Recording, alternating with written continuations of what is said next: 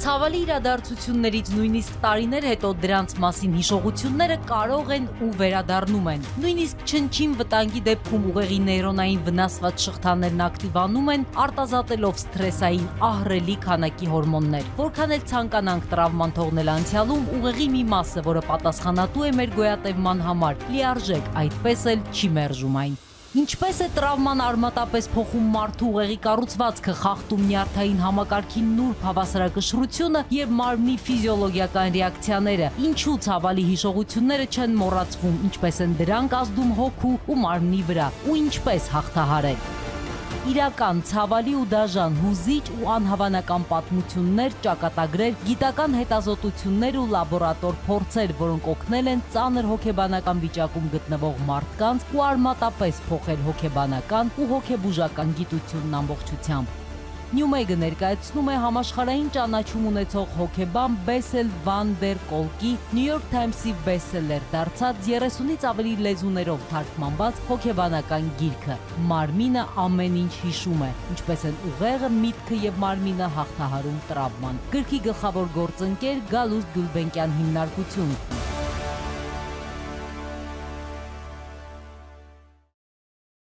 Բարի առավոտ, նորից եւ Նյումեգ հրատարակչությունը ներկայացնում է հոգեբանական բեսթսելեր, գիրքը կոչվում է «Մարմինը ամեն ինչ հիշում է»։ Գիրքը համապարփակ գիտահանրամատչելի, նաեւ մասնագիտական աշխատություն է հետտրավմատիկ ստրեսային խանգարման մասին։ Հեղինակը հոգեվերլուծաբան Բեսել Վան դեր Կոլկն է, նա ներկայացնում է 60-ականներից մինչև մեր օրեր տեղի ունեցած գիտական, բժշկական, գրեթե բոլոր հետազոտությունները, վերլուծությունները, նորամուծություններն ու փորձերը, պատմում է, թե ինչքան վտանգավոր է հետտրավմատիկ ստրեսը ու ինչպես է այն ազդում մեր մարմնի հոգու կյանքի վրա։ Մեր տաղավարում է գրքի խմբագիր Տաթև Բաղդասարյանը։ Մեր շատ սիրելի գործընկերը Տաթև, բարի գալու, շատ ուրախ ենք քեզ տեսնել։ Բարև ձեզ, ես շատ ուրախ եմ ձեզ նորից տեսնելու համար։ Հրաշալի է եւ խնդրում եմ երկու բառով, որ ձեզ հարցնեն, այս գիրքը ինչի մասին է, ինչպես կբնութագրեք այս գիրքը։ Այս գիրքը իրականում շատ բանի մասին է, շատ հետաքրքիր է, անչափ հետաքրքիր է եւ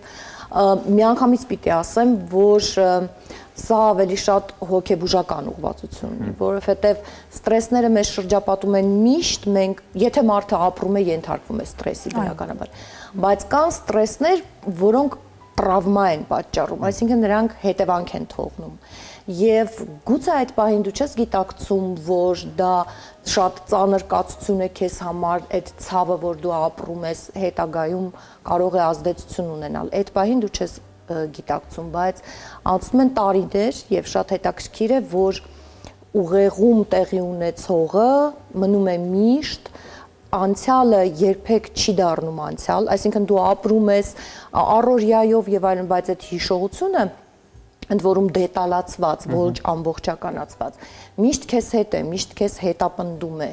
հիշողության ավերակներ, նաև այդպիսի ձևակերպում կա, հա, գրքի մեջ, որը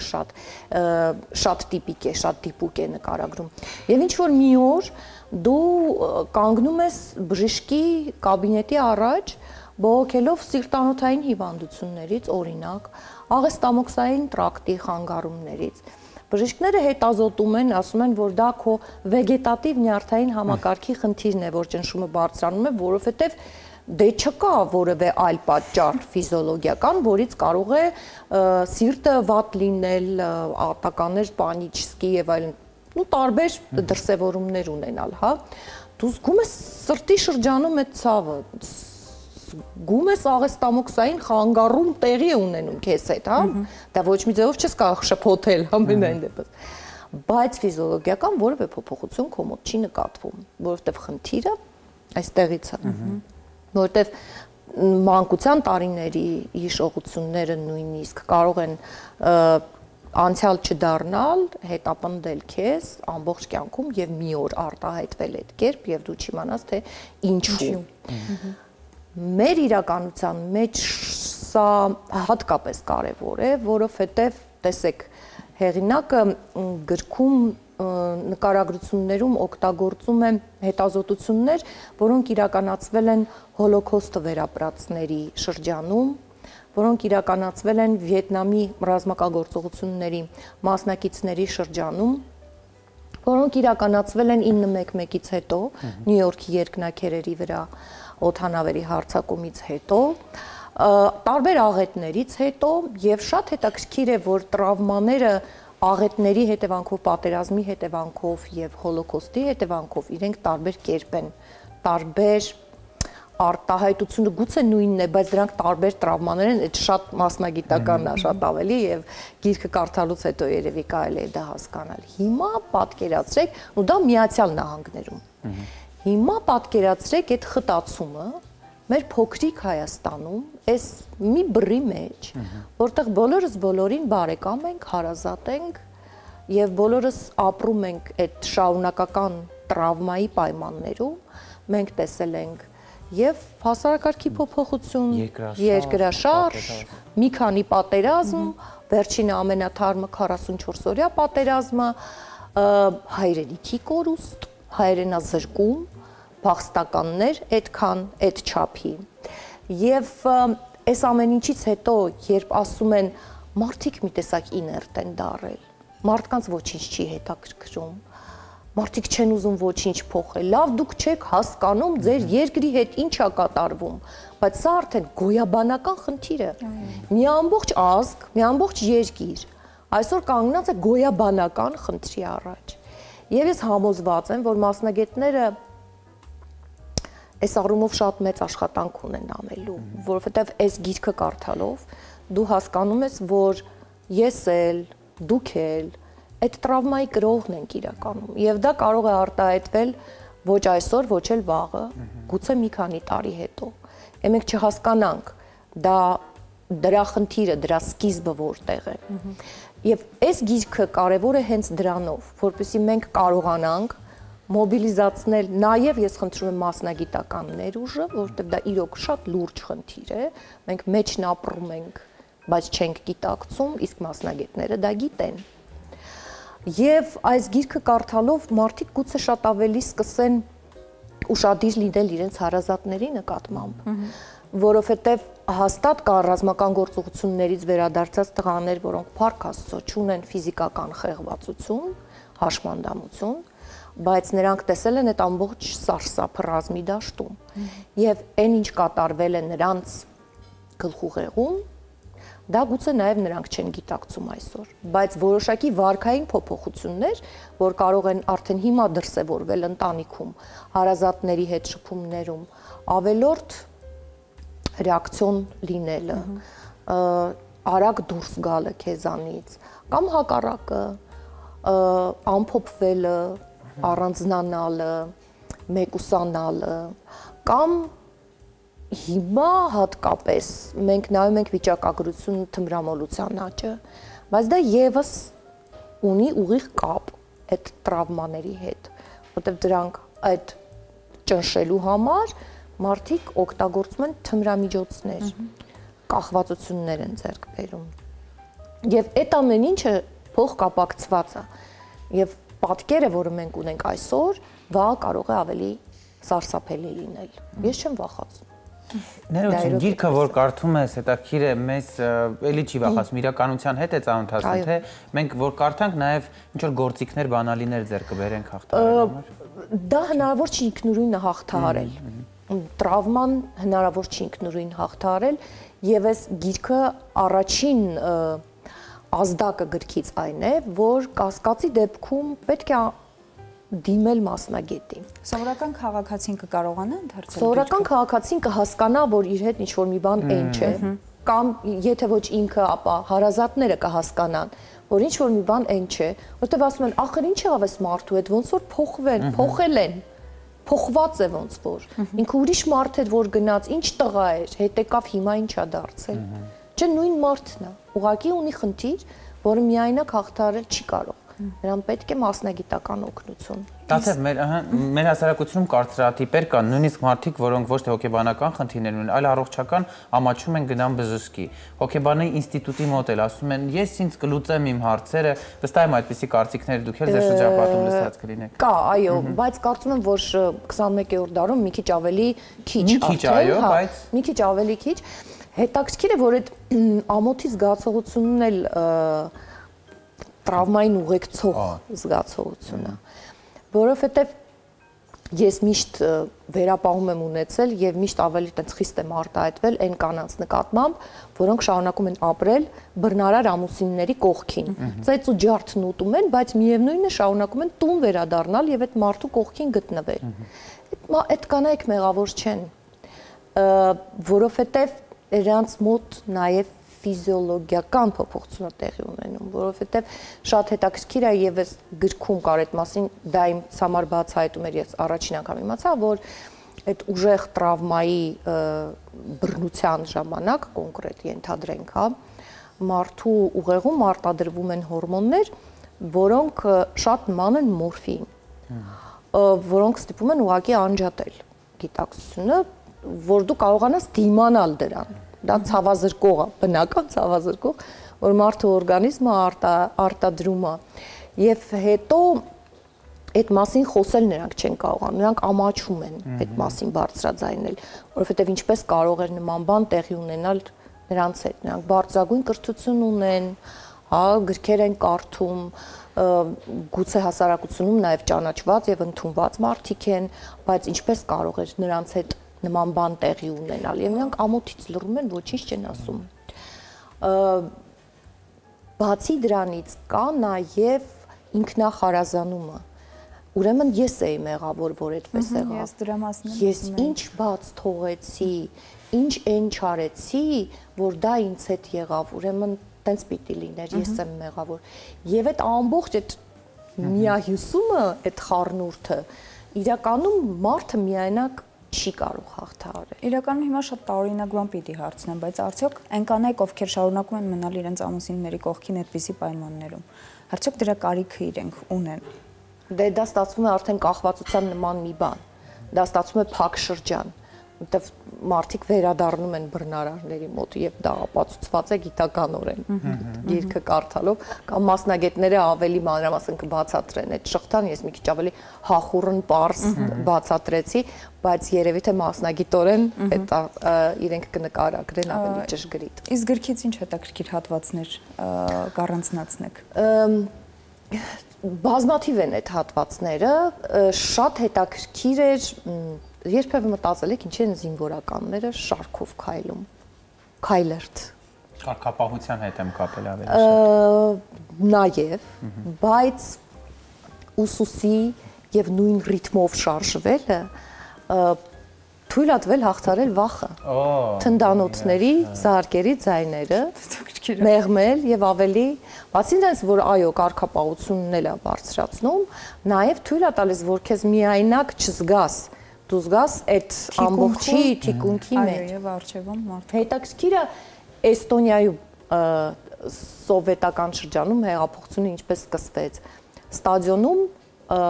արգելված 50 տարի արգելված հայրենասերական երգ լսելով մարդիկ ուղղակի այդ երգի վերելքի տակ դուրս եկան եւ դա տարիների ընթացքում վերաճեց հեղափոխության։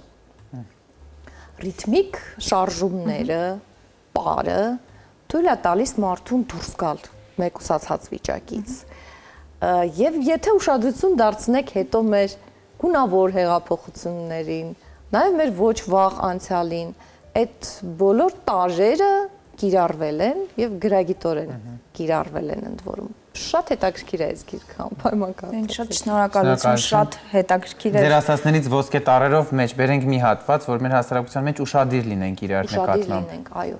Ուշադիր լինենք, որպեսզի նկատենք ու օգնենք իրար, ամենակարևոր բանը այս դառը իրականությունում եւ դժվար։ Եվ անպայման դիմել մասնագետի։ Ձեզ լավ օրենք ցանկանում ես ուզում եմ, որ բոլորը իմանան դրա մասին։ Թափության կոչ էր ձեր ասածը, մի տեսակ ստափեցինք։ Ձեզ լավ օրենք ցանկանում։ Նույնպես մերսի շատ։ Մենք զրուցում ենք Բեսել վան դեր Կոլկի «Մարմինը ամեն ինչ հիշում է» գրքի խմբագիր Տաթև Բաղդասարյանի հետ։ Շարունակում ենք խոսել գրքի մասին, մինչև այդ դիտենք տեսանյութ, որտեղ հատվածներ են գրքից, տեսանյութը գովազդից հետո։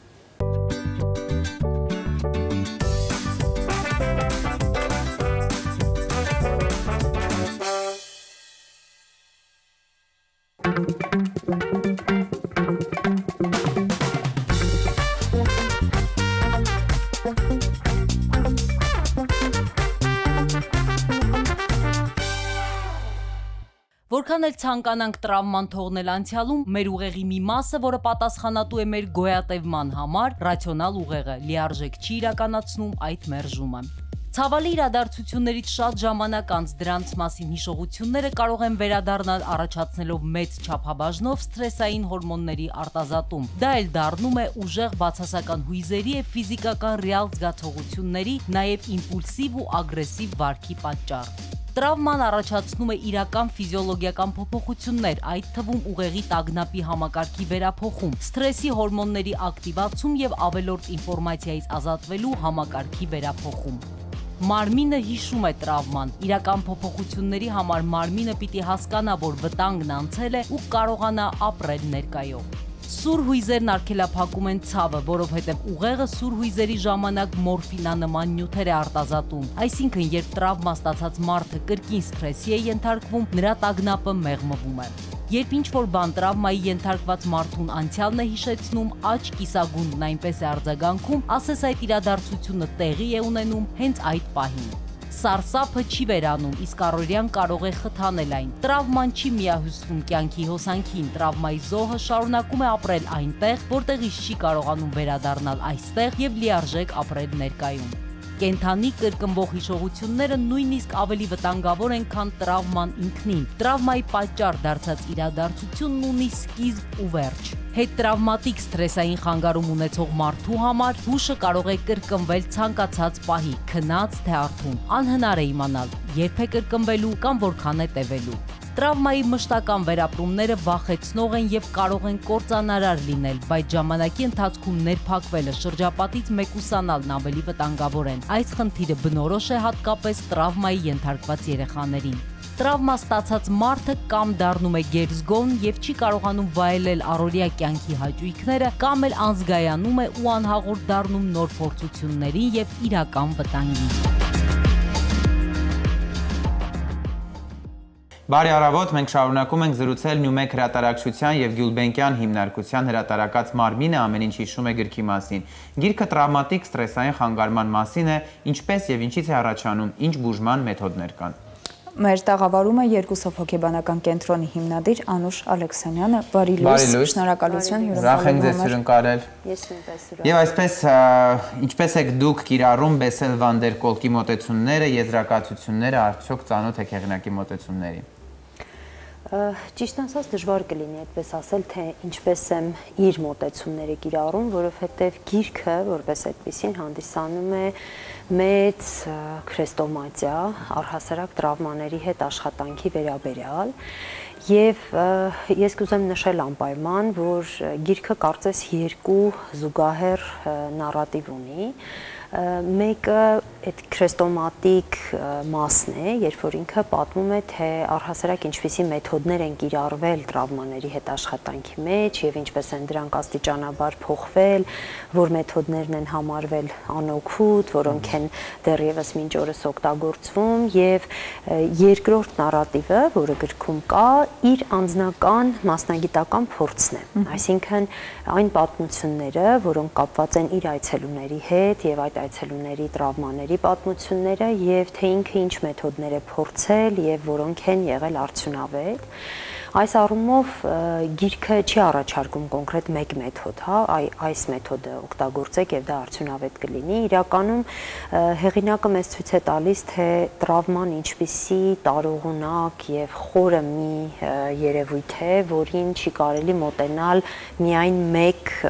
կողմից եւ կիրառել միայն մեկ մեթոդ։ Եվ հեղինակը ցույց է տալիս, որ մասնագետը, որը աշխատում է տրավմայի հետ, պիտի պատրաստ լինի, որ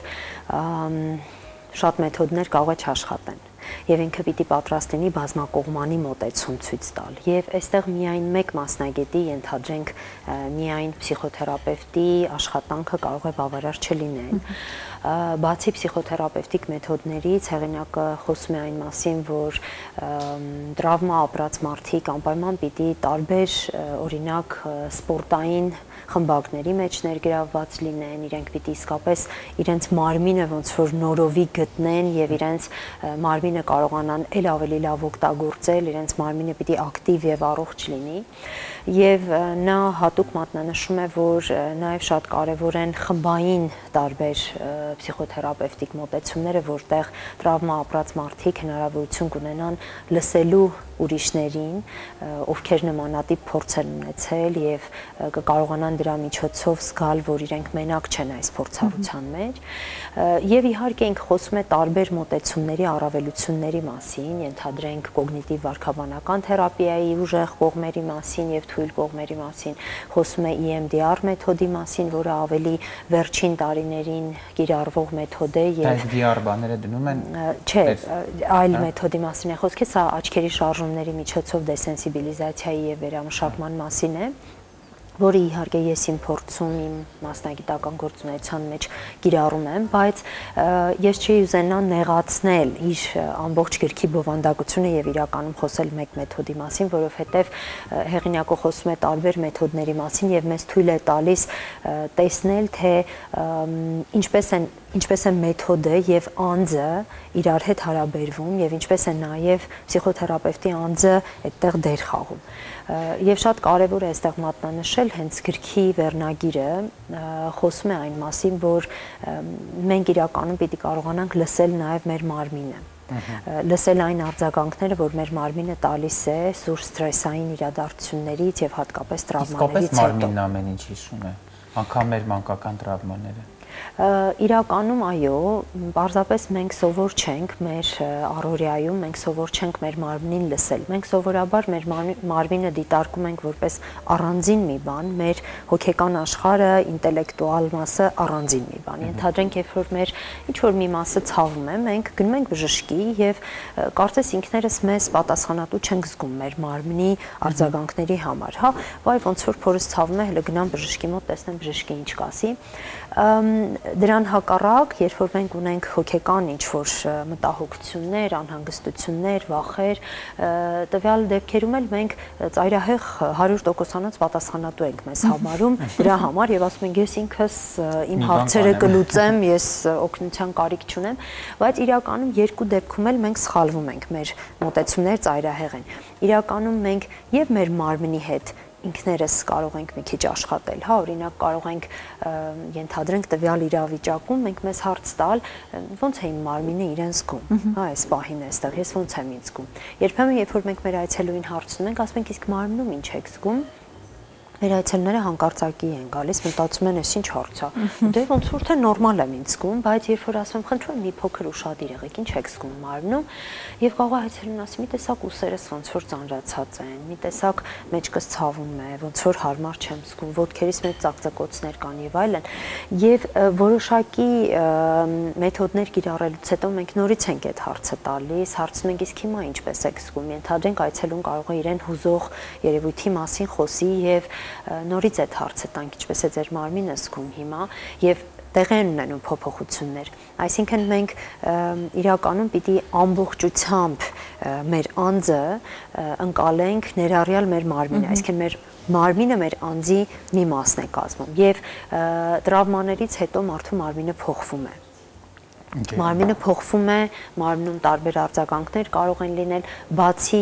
կլինիկական նկարագրից տրավմայի, ենթադրենք քնի խանգարում, գլխացավեր,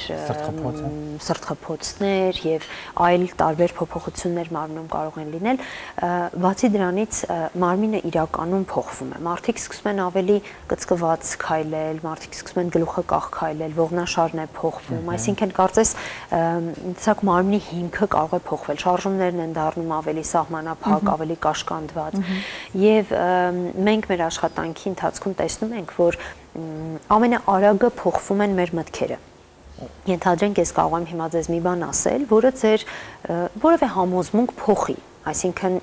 տրամաբանական լինի ձեզ համար եւ դուք ձեր կարծիքը տեսակետը շատ արագ փոխեք այդ երևույթի վերաբերյալ։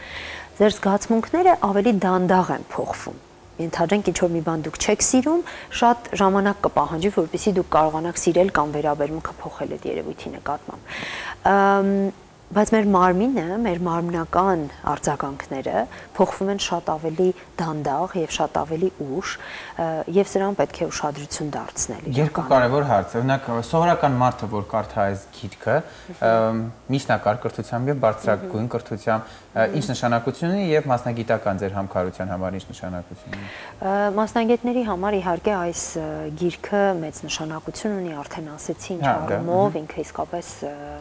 շատ օգնող, շատ հարուստ աղբյուր է։ Ոչ մասնագետների համար երբեմն կարող է դժվար լինել ինչ որ բաներ հասկանալու համար, բայց հեղինակը իրականում շատ անկեղծ հղումներ է անում գրքում, շատ անկեղծ մեջբերումներ է անում իր մասնագիտական փորձից եւ մարդկության կյանքի պատմությունից առհասարակ այն բոլոր տրավմաներից, որոնք գուցե մենք ինքներս դրանց միջով չենք անցել, բայց անպայման կան մեր միջավայրում մարդիկ, որոնք այդպիսի փորձ են ունեցել։ Եվ այդ առումով գրքում ճիշտ է կան մասնագիտական հատվածներ, որ կարող են անհասկանալի լինել, ոչինչ, դրանք կարելի է արագ անցնել, բայց կան հատվածներ, որոնք կարող են շատ օգտակար լինել յուրաքանչյուրին, պարզապես բացատրելու եւ ցույց տալու համար, թե ինչ է տրավման, ինչ է հետտրավմատիկ ստրեսային խանգարումը եւ գիրքը կարող է օգնել, որ մարդիկ իրենց միջավայրում, իրենց հարազատների մտերիմների վարքագծի եւ գործողությունների դրսեւորումների փոփոխությունների մեջ կասկած ունենան, որ գուցե այս մարդու հետ ինչ որ բան է տեղի ունեցել։ Ենթադրենք մենք այսօր ունենք մեծ թվով հայրենակիցներ, որոնք պատերազմի մասնակից են կամ ունեցել են կորուստներ, կամ մեր շուրջը կարող են լինել մարդիկ, որոնք ենթադրենք ավտովթարի են ենթարկվել, ենթադրենք ինչ որ բանի են ականատես եղել, որը սովորական երևույթ չէ, հա, յուրաքանչյուրս ամեն օր դրա հետ չենք բախվում, եւ երբ որ մենք տեսնենք այդ մարդկանց վարքագծի, առողջության, ֆիզիկական առողջության մեջ փոփոխություններ, մենք պիտի կասկած ունենանք, որ սա կապված է տրավմայի հետ։ Ես ուղղակի կուզեի մի փոքր բացատրություն տալ, երբ որ մենք ասում ենք տրավմա, պիտի հասկանանք եւ համեմատենք ֆիզիկական տրավմայի հետ։ Օրինակ, երբ որ մարդը ընկնում է եւ ենթադրենք ոտքը կոտրում է, ստանում է ֆիզիկական տրավմա։ Հոգեբանական տրավման շատ նման է դրան, այսինքն վնասվածք է, որը առանց մասնագիտական միջամտության չի կարող հաղթահարվել, չի կարող վերականգնվել, այսինքն վնասվածք է, որը անպայման հետևանքներ է ունենում, անպայման սա ինչ որ կերպ անդրադառնում է մարդու հետագա կյանքի վրա։ Դուք ասացիք, որ հեղինակը փորձով կիսվել է մեթոդաբանությունների մասին ահագին նյութեր կան։ Օրինակ դուք որպես մասնագետի ինչքանով եք օգտվում մեթոդաբանություններից եւ եթե օգտվել եք արդյոք ինչ որ հաջողություններ գրանցվել։ Ես շատ ուրախ եմ, որ այն առաջարկությունները, երաշխավորությունները, որ ներկա պահին հեղինակը տալիս է, այդ մեթոդները ես ինքս օգտագործում եմ իմ գործնական մասնագիտական կյանքում եւ աշխատանքում եւ իհարկե մենք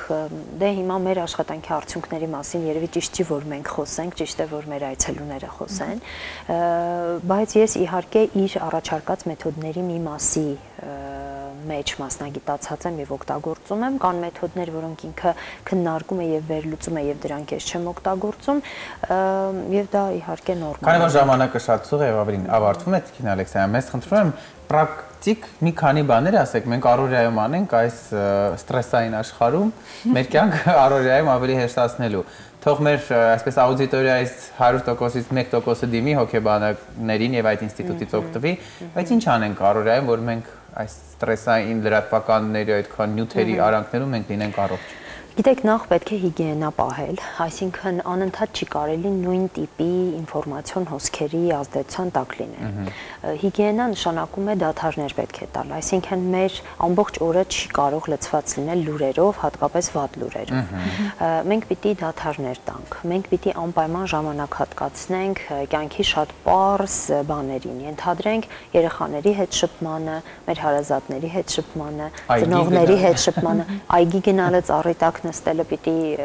չբացառենք իհարկե, եթե շատ լինեն կանաչ վայրերը, դա մեզ ավելի հեշտ կհաջողվի,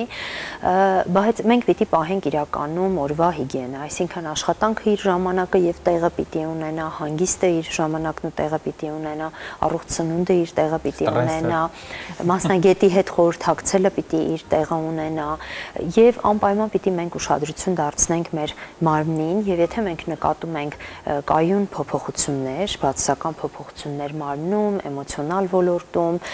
ինտելեկտուալ եւ վարքագծի ոլորտում, անպայման պիտի որևէ մասնագետի հետ խորհրդակցենք։ Իրականում մարդիկ կարծում են, որ մասնագետի դիմելը նշանակում է տարիներով անցնել ինչ-որ թերապիաներ, երբեմն դրա անհրաժեշտություն չի լինում, պարզապես մեկ խորհրդատվությունը կարող է օգտակար լինել, մենք ինչ-որ ուղղորդումներ ստանանք եւ ավելի ճիշտ ձևով սկսենք վարվել մեր կյանքի հետ։ Շնորհակալություն, ձեզ լավ օր ենք ցանկանում։ Ես էլ եմ շնորհակալ։ Դե ինչ հարգելի հեռուստադիտողներ, մեր տաղավարում էր Երկուսով հոգեբանական կենտրոնի հիմնադիր Անուշ Ալեքսանյանը, զրուցում ենք հոգեբանական բեսթսելեր դարձած նոր գրքի մասին, Մարմինը ամեն ինչ հիշում է գիրքը հրատարակել է Նյումեկ հրատարակչությունը եւ Գյուլբենկյան հիմնարկությունը։ Քիչ անց մեր տաղավարում կլինի գրքի թարգմանիչը, մինչև այդ դիտենք եւս մեկ տեսանյութ, որտեղ հայտնի ամսագրերից մեկը անդրադարձել է գրքին, Մարմինն ամեն ինչ հիշում է գրքի մասին է տեսանյութը։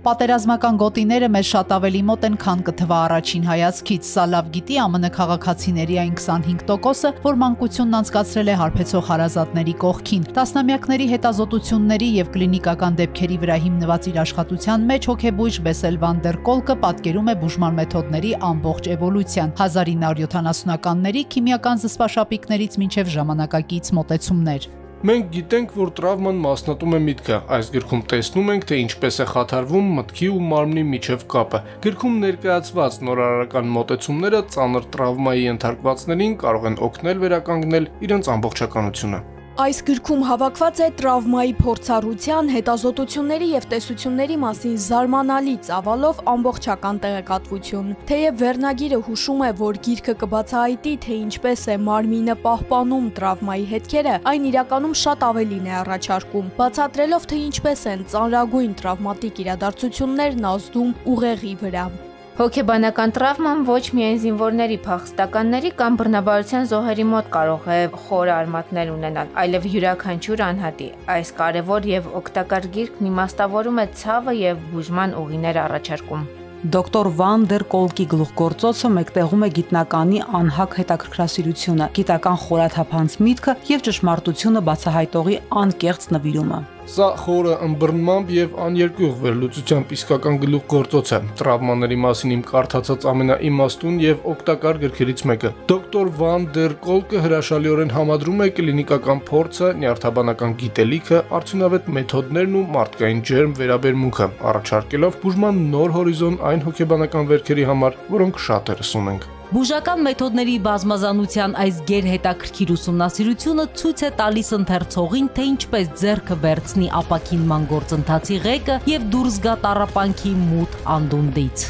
Անհրաժեշտ ընթերցանություն բոլոր նրանց համար, ովքեր փորձում են հասկանալ եւ բուժել հոգեբանական խնդիրները եւ տեսնել, թե որքան լայն է դրանց ազդեցությունը հասարակության վրա։ Մարմինն ամեն ինչ հիշում է գիրքը ներկայացնում է սթրեսի բուժման նոր ու ավելի արդյունավետ մեթոդներ, ամփոփում է այն ամենը, ինչ գիտենք այսօր տրավմայի, մարդկանց եւ հասարակությունների վրա թողած հետևանքների մասին։ Այս գրքի խորապես զգայուն, խորաթափանց եւ կարեկից մոտեցումը խոստանում է ավելի մարդկային դարձնել տրավմայի զոհերի բուժումը, էապես ընդլայնել ինքնակարգավորող բուժիչ մեթոդների եւ թերապևտիկ հնարավորությունների շրջանակը, նաեւ խթանել ավելի ստեղծարար մտածողություն եւ նոր հետազոտություններ տրավմայի ու դրա արդյունավետ բուժման ուղղությամբ։ Բարի առավոտ, մենք շարունակում ենք խոսել Նյումեկ հրատարակչության եւ Գյուլբենկյան հիմնարկության հրատարակած նոր գրքի մասին, Բեսել վան դեր Կոլկի Մարմինը ամեն ինչ հիշում է գիրքը հետտրավմատիկ սթրեսային խանգարման, դրա հետևանքների բուժման մեթոդների մասին է։ Գրքում ներկայացված է հետտրավմատիկ սթրեսային խանգարման մասին ամեն ինչ, երբ առաջին անգամ այն ստացավ բժշկական անուն ու հաստատում։ Երբ սկսեցին բուժել այն ու սկսեցին ինչպես բուժել, դրա մասին նաև գրված է գրքում։ Գիրքը հայերեն է թարգմանել Աստղիկ Սարգսյանն ու Գոհար Գևորգյանը։ Մեր տաղավարում է Գոհար Գևորգյանը, բարի դուրս։ Շնորհակալություն։ Գոհար, դուք թարգմանչության գործով եք այսպես զբաղված եղել ու հետաքրքիր է, երբ կարդացիք, ինչ տպավորություններ ստացաք գրքից։ Նախ շնորհակալ եմ հրավերի համար, իրականում գիրքը շատ բարդ է ինքնին, թե կարդալու համար, թե ընկալելու ու անկեղծ ասած, երբ որ գիրքը վերցրեցի ձեռքս ու սկսեցի կարդալ, չէի սպասում, որ այդքան բարդ է լինելու ու այդքան էմոցիոնալ ազդեցություն է ունենալու ինձ վրա։ Գիրքը շատ հետաքրքիր է ու շատ հետաքրքիր նոր բացահայտումներ կարելի է անել գիրքը կարդալուց։ Դուք գիրքը թարգմանում եք, դուք զգացիք, որ դուք հետ տրավմատիկ օրինակ խնդիրներ ունեք, որտեղ ի վերջո այս գիրքը նրա մասին է, որ մենք ինչ որ ազդակներից հասկանանք, որ ունենք կամ էմոցիոնալ ֆոնի խանգարում է։ Անկեղծ ասած փորձել եմ մաքսիմալ էմոցիոնալ դաշտս անջատել կարդալու ընթացքում, որպեսզի ամեն մի տրավմա չվերագրեմ ինքս ինձ։ Չեմ կարող ասել արդյոք զգացել եմ, որ այս տրավման ես կրում եմ, թե չէ, հուսամ չէ, բայց իրականում շատ հետաքրքիր էր կարդալ տրավմաները ու ինքս ինձ համար բացահայտեցի, որ ես սկսել եմ նոր մոտեցում ցուցաբերել այն մարդկանց նկատմամբ, ովքեր ունեն տրավմա ու թե ինչպես են իրենք ապրում կյանքում, ինչպես են ինչ-որ իրադարձությունների մոտենում։ Դուք ասացիք, որ ձեզ համար բավականին դժվար ա եղել գրքի ընթերցանությունը, դուք չեք պատկերացրել, որ այսքան դժվար է, մենք հիմա հեռուստադիտողին կվախեցնենք մի քիչ, բայց ինչ եք կարծում, այսպիսի ստրեսային, ես կարծում եմ, որ այո, մենք ստրեսային երկրում ենք ապրում, պատերազմներ, երկրաշարժեր եւ այլն եւ այլն։ Արդյոք մարդկանց հասանելի է գիրքը եւ մարդիկ ինքնուրույն կկարողանան արդյոք հաղթահարել իրենց տրավմաները գրքի ընթերցանությունից։ Ես կուզենամ նշել, որ ես քանի որ գրականագետ եմ, ինձ համար միշտ գրքի ընթերցումը ավելին է, քան ուղղակի ընթերցող։ Այսինքն ես երբեք գրքին չեմ մոտենում ուղղակի որպես գիրք, ես միշտ ավելի խորանում եմ փորձելով ինձ համար բացահայտել նաև գրականագիտական արժեքը գրքի։ Այս առումով էր ինձ համար բարդ գրքի ընթերցումը։ Ինձ թվում է բոլոր այն մարդիկ, ովքեր որ հետաքրքրված են հոգեբանությամբ ու հենց մասնագետները միանշանակ իրենց համար շատ հետաքրքիր բացահայտումներ կանեն գրքի ընթերցման ժամանակ։ Հրաշալի։ Սադավ, այդ թարգմանություն ժամանակ բնականաբար տերմինոլոգիաները այստեղ կլինեն եւ այլն, երբ մենք սովորական մահկանացուներս կարդանք, մեր ուղեղը, մեր գլխի մեջ ինչ որ բան կմտնի, թե ոչ։ Բնականաբար այո, որովհետեւ կա ծանոթագրությունների բաժինը, որը օգնելու է։ Իրականում տերմինաբանությունը բավականին բարդ է, հոգեբանական ու ոչ միայն հոգեբանական, ու բավականին բարդ է դրանք հայերենով ներկայացնելը, հաճախ նաև մասնագետների օգնությանն ենք դիմել, որպեսզի ճիշտ թարգմանենք հայերեն, բայց ինձ թվում է ծանոթագրությունները կօգնեն եւ ընդբռնելի կլինի բոլոր ընթերցողներին։ Դուք այլևս կկարողանաք ձեր շրջապատում հասկանալ, ով հետ տրավմատիկ ստրեսային վիճակում է գտնվում, ինչ ստրեսների է ենթարկվում։ Իհարկե դուք մասնագիտական պատասխան մեզ մի տվեք, բայց մարդկային առումով օրինակ ինչպես եք նկատում, որ ինչ որ մեկը ստրեսային իրավիճակում է, փորձենք նրան օգտակար լինել։ Իրականում շատ հետաքրքիր էր, այս էլ էր ինձ համար գրքում բացահայտում, որովհետև ես միշտ մտածել եմ, որ ցանկացած տրավմա ունի միայն ուղեղի վրա ինչ որ ազդեցություն, ու ինձ համար բացահայտում էր, որ մարմինը նույնպես ունի հիշողություն, ու մարմինը նույնպես հիշում է այն ամենը, ինչ որ մեր գիտակցականը մոռանում է մեզ պաշտպանելու համար։ Ինձ թվում է այստեղ արդեն կարևոր է նաև ժեստերի լեզվի իմացությունը, որովհետև երբեմն այն ժեստերն ու մոտեցումները, որոնք որ տրավմա ունեցող մարդիկ օգտագործում են, բավականին հետաքրքիր է, ուղղակի նաև պետք է շատ ուշադիր լինել։ Իսկ կա գրքի մեջ ժեստերի մասին։ Կա գրքի մեջ տարբեր մոտեցումներ, այսինքն գրքում խոսվում է ոչ միայն ժեստերի, այլ նաև մարմնի արտահայտչամիջոցների մասին, որը օգնում է մեզ հասկանալ տրավման։ Գոհար, ձեր ասածը նաև մասնագետը նշեց, որ շատ կարևոր է հասարակության մեջ ուշադիր լինենք իրար նկատմամբ, փոխադարձ սիրով զբաղվենք, բառից ոչ ուղիղ իհարկե իմաստով, բայց երբ զգում ենք ինչ որ մեկը տխուր է կամ այդ պայմանն արդեն ինչ որ առումով նաև երևի զիջող լինենք, դա դուք տեսնում եք մեր հասարակության մեջ փոխադարձում բռնել։ Ես կարծում եմ, որ երիտասարդները փորձում են մաքսիմալ, որովհետև այսօր տեղեկատվական տեխնոլոգիաների միջոցով մենք ավելի շատ ենք ինֆորմացիա ենք ստանում ու ավելի փորձում ենք ըմբռնող լինել, բայց ինձ թվում է կարելի է այդ ուղղությամբ մի քիչ ավելի շատ աշխատել, որովհետև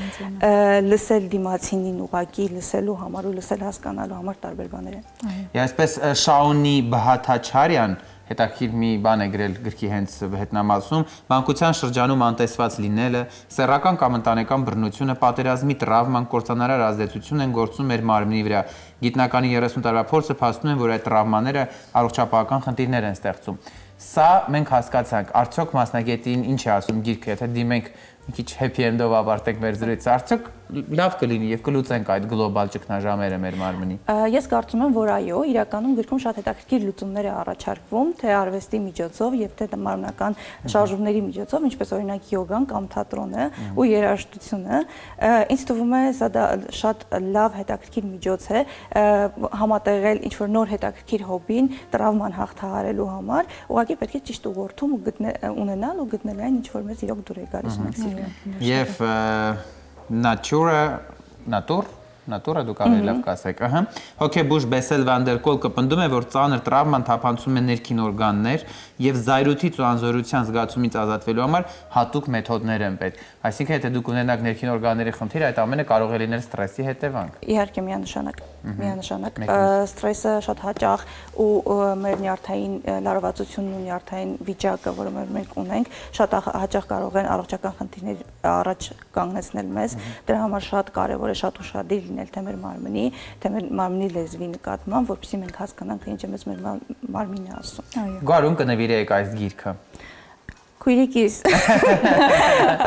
թերևս այն պատճառով, որ նա հոգեբան է ու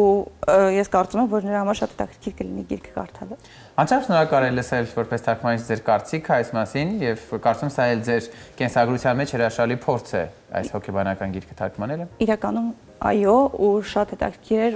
ու ամենակարևորը, որ ինձ շատ դուր էր գալիս ամբողջ process-ը։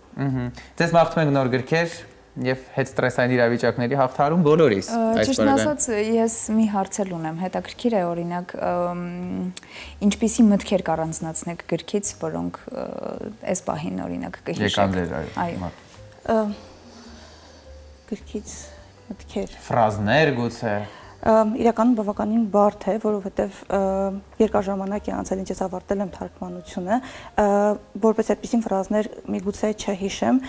բայց ես կհիշեմ այն հատվածը, որտեղ որ հեղինակը բացատրում էր, թե ինչպես է թատրոնը օգնում հաղթահարել տրավման։ Ես մեծ սիրով կլսեմ, ինչպես է օգնում թատրոնը։ Ինչպես են տարբեր դերեր, ինչպես օրինակ Շեքսպիրի ներկայացումներն ու վնրավող բերգությունները օգնել հիվանդներին, իր հիվանդներին հաղթահարել տրավման ու բացահայտել իրենք իրենց դերը խաղալու միջոցով, սա շատ հետաքրքիր էր ու շատ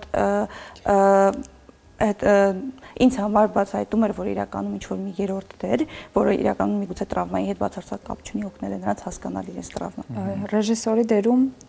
հոգեբանն էր արդյոք, թե հենց պրոֆեսիոնալ թատրոնի Իրականում ոչ պրոֆեսիոնալ թատրոնի մասին չի խոսքը գնում է հենց որպես հոգեբանական ակումբի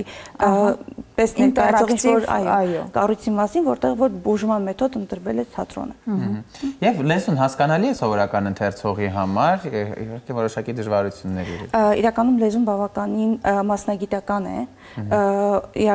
բնականաբար էմոցիոնալ դաշտն էլ կա, պահպանված է, բայց գիրքը շատ լուրջ ակադեմիական նոտաներ ունի ու եթե սովորական ընթերցողը հետաքրքրված է հոգեբանությամբ, բնականաբար բավականին լավ կհասկանա, բայց կարծում եմ պետք է ուղղակի շատ ուշադիր ընթերցել։ Ընթերցելուց հետո մենք կարող ենք արդեն հասարակության մեջ իմանալ այս մեկ օրինակ մի քիչ լարված է կամ նեղսրտած է, եթե իհարկե չպիտակավորենք ու չասենք որ ստրեսային է։ Ես կարծում եմ, որ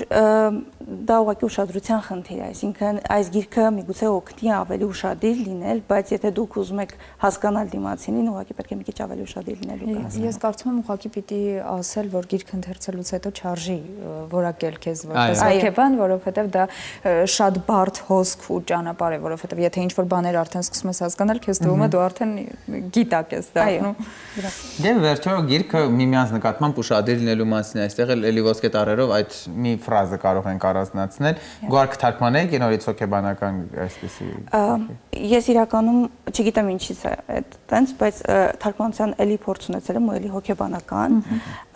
Որտեղ ձեր քույրիկը հոգեբան է։ Դե իրականում առաջարկներ որ գալիս են չեն նայում որ քույրիկս հոգեբան է, բայց այո, սիրով կթարգմանեմ, իհարկե կնախընտրեմ գեղարվեստական գրականություն, որտեղ ես ինձ ավելի ազատ եմ զգում, բայց միանշանակ սիրով կթարգմանեմ Հետաքրքիր է շատ անձնական հարց եմ տալու, գիրքը թարգմանելու ընթացքում եղել է, որ ինչ-որ մեթոդաբանություն, որը ձեզ շատ հետաքրքիր թվաց, զանգեք քույրիկին, ասեք, գիտես դու պրակտիկայում կկարողանաս սա օգտագործել, ինչ-որ բաներով կիսվել եք։ Մենք շատ հաճախ ենք քննարկել գրքում առաջարկված մեթոդները լուծումների ու բավականին հետաքրքիր է ինձ համար բացահայտել, որ այն սարքավորումները, որոնք իրենք օգտագործում են, մենք նույնպես ունենք ու այստեղ նույնպես կիրառվում են, ինձ համար դա բացահայտում իրականում բավականին հետաքրքիր անակնկալ էր։ Դե ինչ, շնորհակալություն Գոհար, մենք ձեզ մաղթում ենք լավ օր եւ ինչքան տեղեկացված լինենք, երևի կհամաձայնեք, այնքան հեռու կլինենք ստրեսներից։ Միանշանակ։ Կարծում եմ չէ։ Չէ։ Ինչքան տեղեկացված ենքան ոչ ստրեսը։ Դե տեղեկացած գիտելիքների առումով, որ զինված լինենք, հասկանանք թե ինչ է մեզ Գիտելիքները մեզ օգնում են ավելի ճիշտ մոտենալ ցանկացած լարված իրավիճակին։ Այո, ավելի ճիշտ կողմներ աշխատել։ Դա հիմնական զենքն է։ Գոհար, ձեզ ուրախ ենք, որ համաձայնեցիք, վերջապես